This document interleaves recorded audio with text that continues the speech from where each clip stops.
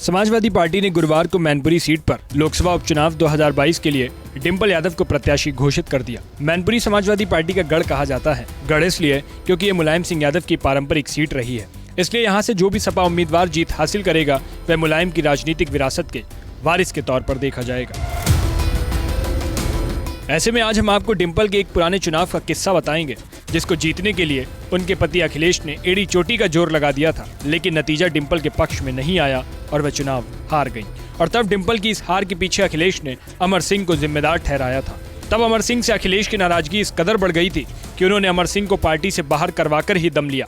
इसके लिए वे अपने पिता और सपा प्रमुख मुलायम सिंह यादव तक से भिड़ गए थे। दरअसल वो साल 2009 का फिरोजाबाद लोकसभा उपचुनाव था। हुआ यह था कि अखिलेश कन्नौज और फिरोजाबाद से लोकसभा सीट पर चुनाव लड़ रहे थे। बाद में उन्होंने कन्नौज की सीट अपने पास रखकर फिरोजाबाद से इस्तीफा दे दिया।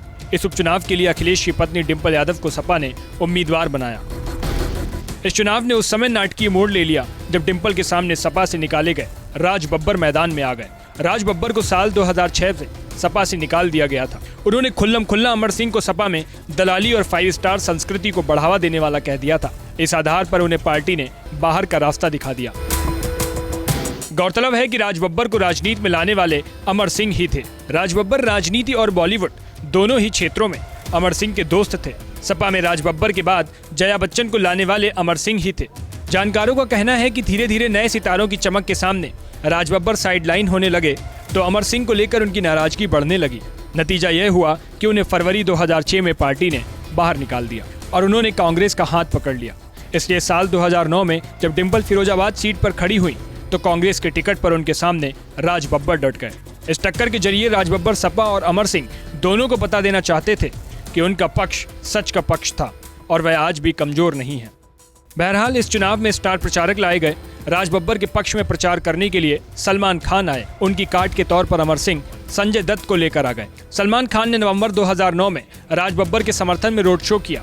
इसके जवाब में सपा ने संजय दत्त की जनसभा कराई।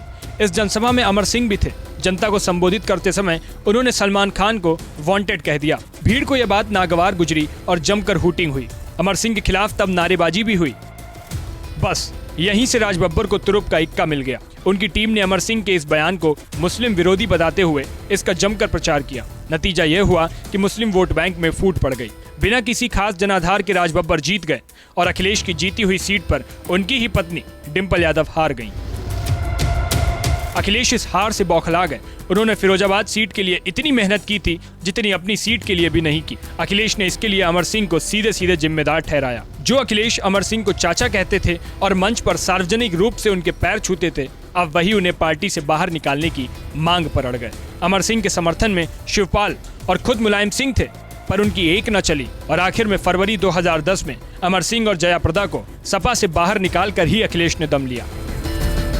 बस फिर क्या, इस घटना के बाद अखिलेश की राजनीतिक पकड़ पार्टी पर बढ़ती गई। नतीजा यह हुआ कि वे मार्च 2012 में यूपी के सीएम बन गए।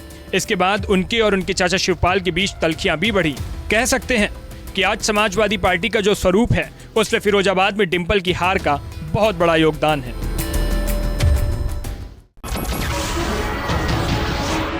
नमस्कार, मैं हूं मानक गुप्ता।